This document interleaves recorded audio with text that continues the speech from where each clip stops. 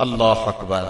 अल्लाह के महबूब अलैहिस्सलाम ने मर्दों को औरतों के साथ और औरतों को मर्दों के साथ हुस्ने सलूक करने की तलकीन इरशाद फरमाई।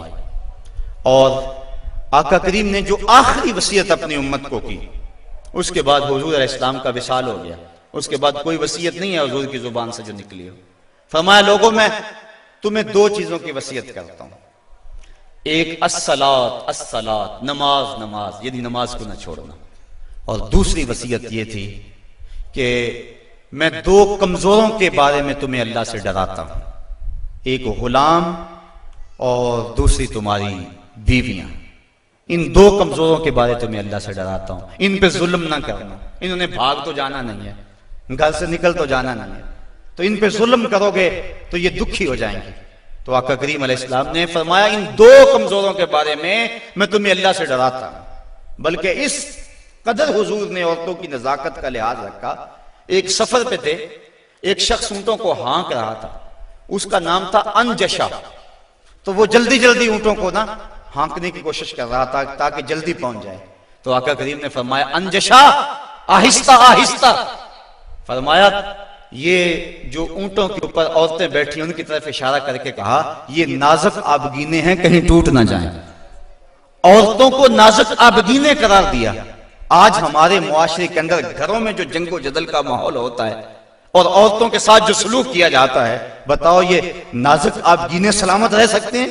हुजूर ने तो फरमाया, अनजशा अपने ऊंटों की रफ्तार को कम करो, कहीं ये नाजुक आबगीने ना टूट जाएं। और फिर सुनो हुजूर ने क्या फरमाया, हुब्बे बाइलिया मिन दुनियाकुम सलास। लोगों, तुम्हारी दुनिया से मुझे सिर्फ तीन चीजें पसंद हैं। रंगो नूर से सजी हुई ये कायनात तुम्हें मुबारक हो।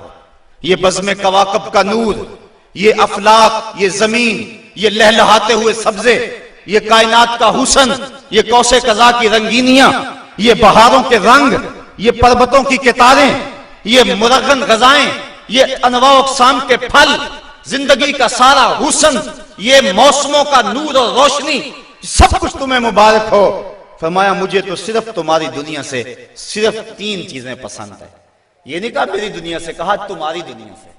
बल्कि एक हदीस के लफ्ज़ हुजूर ने यूं फरमाया कि मेरी मिसाल ऐसे है तुम्हारी दुनिया के साथ, जिस तरह कोई मुसाफिर गुजर रहा हो और रास्ते में कोई दरख्त हो और वो चंद लम्हों के लिए उसकी छांव में बैठ जाए।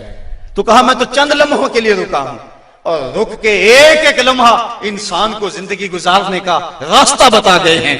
चंद लम्हों के लिए वो ठहरे हैं जिस पेड़ के नीचे, सुना है आज तक उस पेड़ का साया महकता है, आज तक वहां रोशनियां फैली हुई हैं। तो कहा, हुब्बे बाइलिया मिन दुनियाकुम सलास, मुझे तुम्हारी दुनिया से सिर्फ तीन चीजें पसंद है, अत्तीब वन निसा व जुइलत कुर्रतु ऐनी फिस सलात। एक खुशबू, दूसरी मनकूहा औरतें, और तीसरी मेरी आंखों की ठंडक नमाज में रखी गई है। तो साहिबो, मेरे और आपके आका मौला हुजूर नबी रहमत सल्लल्लाहु अलैहि वसल्लम ने यही हमें वसीयतें की, औरतों के साथ उसने सलूक करने का।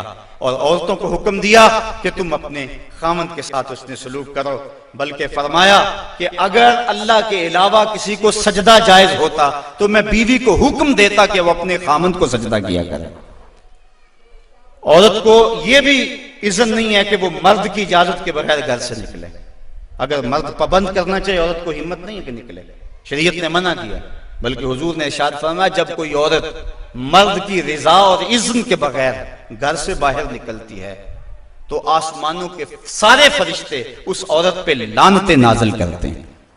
और फिर जब वो गुजरती है जिन राहों से, इंसानों और जिन्नों के अलावा बाकी हर दरख्त, हर पत्थर, हर शय जो रास्ते में आती है उस औरत पे लानत भेजता है। तो औरत को मर्द के इज़्न के बगैर घर से निकलने से रोका गया। उसको कहा कि तू घर में ठहरी रहना, तेरी ये वफा का तकाजा है। और तो दूसरे मर्द को हुक्म दिया गया कि तूने इसका ख्याल रखना है, जो खुद खाए इसको खिलाए, जो खुद पहने इसको पहनाए। अगर कोई नौबत, तकरार और लड़ाई की आ जाए, इसके चेहरे पे नहीं मारना। बाज़ उलमा ने कहा कि अगर मारना नागुज़ीर हो जाए, जिस तरह के सूरह निसा में अल्लाह ताला ने फरमाया कि अगर उनसे कोई ऐसा काम सरजद हो जाए तो फिर उनको मार लो, तो उसकी शर्त लगाई कि मार अलम वाली ना हो, बल्कि उससे ज़हनी तकलीफ पहुंचाना मकसूद हो। और बाज़ ने कहा कि मिसवाक की मिकदार के अंदर रुई लेकर उस रुई का एक डंडा बनाया जाए और रुई उस औरत को मारी जाए। अब बताओ, रुई के डंडे मारने से औरत को कोई तकलीफ होगी, या सरहाना पकड़ के उसको मारोगे तो कोई तकलीफ होगी? तो मकसद औरत के ऊपर मर्द ने अपने गुस्से को निकालना है, वरना ये एक ऐसा नाजुक आपगीना है कि अगर तुम डंडों से मारने लगोगे, ठुड्डों से मारोगे और जुबान से गालियां देगे तो ये मुकद्दस रिश्ता और ये नाजुक आपगीना टूट जाएगा और घर का माहौल खराब हो जाएगा। वही मियां बीवी कामयाब जिंदगी गुजारते हैं और उन्हीं की औलादें दुरुस्त होती हैं जो इन चीजों का लिहाज और ख्याल रख के मोहम्मद अरबी की सुन्नत सीरत पे अमल करते हैं और जिन्होंने अपने घर को जंग के नक्शे में बदला हुआ होता है। वक्ती तौर पे वो रोब झाड़ भी लें लेकिन उनकी जिंदगी के अंदर हुस्न और तमानियत नहीं होता। तो आज मैंने इस नशस्त के अंदर ये चंद बातें आपके सामने रखी। अल्लाह ताला जल्ला शानहू की बारगाह में दुआ है कि मुझे और आपको रसूल करीम के बताए हुए रास्तों पर चलने की तौफीक अता फरमाए और हुजूर ने जिस तरह अपनी अज़वाज के साथ हुस्न सलूक किया है, इस तरह हमें हुजूर के नकूशे पाक की बरकतें अता फरमाए और जिंदगी का हुस्न हमें अता फरमा दे।